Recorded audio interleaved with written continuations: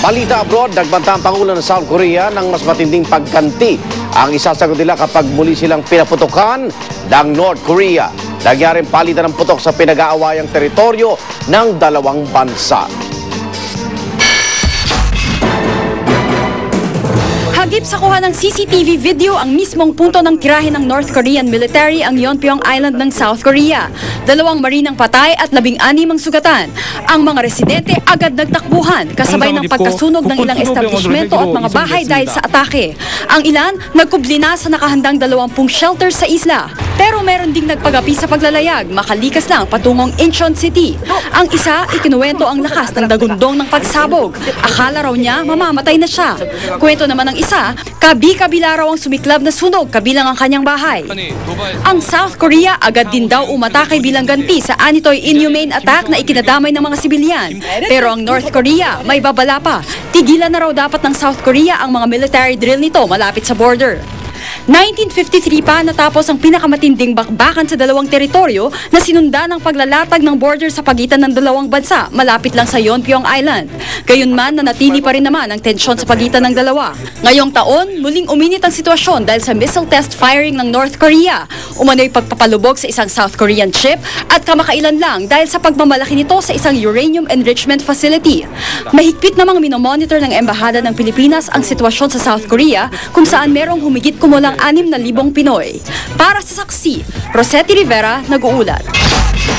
Samantala, ipinagpaliban ng Korte Suprema ang pagpapalabas ng desisyon kaugnay sa motion for acquittal ng kampo ni Hubert Webb ukol sa Visconde Massacre case. Si Lauro Visconde na matyagang naghintay sa desisyon e dismayado. Ang tanging hiling naman ni dating Senador Freddy Webb sa kanyang birthday bukas, bumalik sa normal ang kanilang buhay.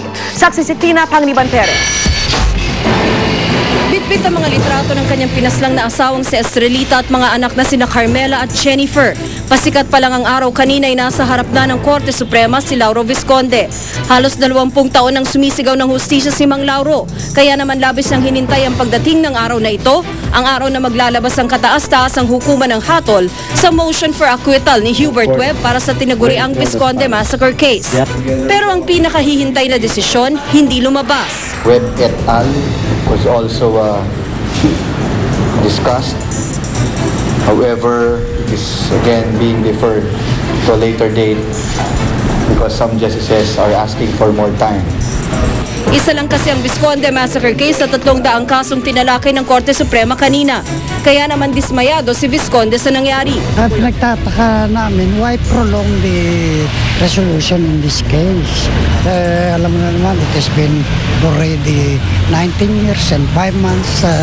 We are actually thirsting for the justice. Ang ama naman ni Hubert na si dating Senator Freddy Webb, ipinagpapasa Diyos na lamang daw ang lahat. Bukas ang kaarawan ng dating senator at ang hiling niya ay magbalik sa normal ang kanilang buhay pamilya. Sa tweet naman ng kapatid ni Hubert na si Jason, nagpasalamat siya sa mga nagdarasal at sumusuporta sa kanila. Taong 1991, ang brutal na pinaslang ang mag-iinang Visconde sa kanilang bahay sa Parañaque. Ginahasa pa ang nooy 18 anyos na si Carmela. Taong 2000, sinentensyahan ng habang buhay na pagkakakulong si Hubert Webb at 5 iba pa mula sa mga prominenteng pamilya. Ako si Tina Panganiban Perez, ang inyong saksi. Kaugnay pa rin sa paggunita ng unang anibersaryo ng Maguindanao Massacre, nagsuot po ng itim na armband si Pangulong Noynoy Aquino bilang pakikiisa sa pagluluksa ng sambayanang Pilipino. At pangako niya hindi siya titigil hangga't hindi nakakamtan ng mga kaanak ng mga biktima ang katarungan. Saksi si Marisol Abduraman. Para umpisahan po yung ating gabi, tawagan po natin para sa sinag ng mga kandilang ito, liwanag pa rin ang dalangin ng iba't ibang media organizations sa pangunguna ng National Press Club para sa hanggang ngayon di pa rin nalulutas na kaso ng Maguindanao Massacre. Sinunog nila maging ang effigy ng Back Hope, isa sa mga pangunahing imahe na tumatak sa isip ng marami nang sumambulat sa bansa ang karimari-maring na krimen.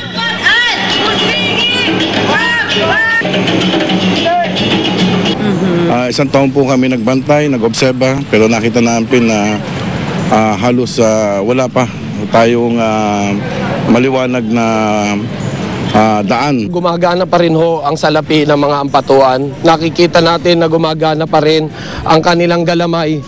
Kung kaya't wag po tayong titigil sa ating pakikibaka. Nandito rin ang mga estudyante ng Nagmarcha naman mula sa Espanya hanggang Mindoro ang iba't ibang grupo ng media, militante at mga estudyante. Maging ilang photojournalist, nagpakalbo ngayong unang anibersaryo ng massacre, simbolo raw ng paghingi ng hustisya para sa kanilang mga pinaslang na kabaro.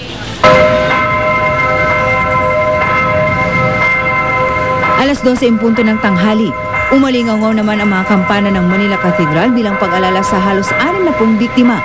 Mga puting kandilang maitim na laso naman ang sinindihan kanina sa Commission on Human Rights. Suot ang itim na armband, maging ang Pangulo'y nakiisa sa paggunita sa anibersaryo ng karumal-dumal na massacre. Kami po yung nag-black armband ngayon in sympathy to all those who perish. Yung talagang wala akong kalaban-laban.